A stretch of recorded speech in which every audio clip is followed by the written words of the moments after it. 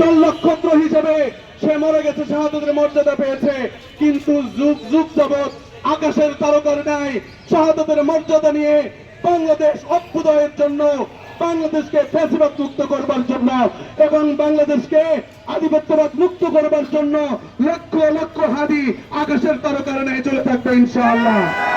এবং এই বাংলাদেশ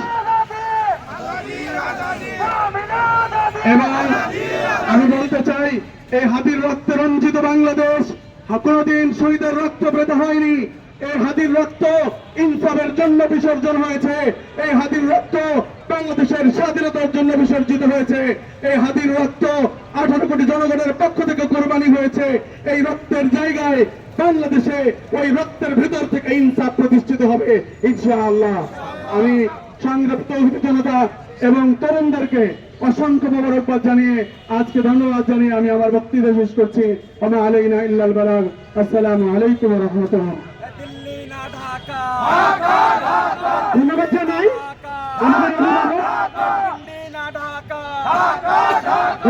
আমাদের অভিভাবক, আমাদের ইমাম মনোয়ার হোসেন সাহেবকে। এ পর্যায়ে আমরা একদম অনুষ্ঠানের শেষ পর্যায়ে চলে এসেছি।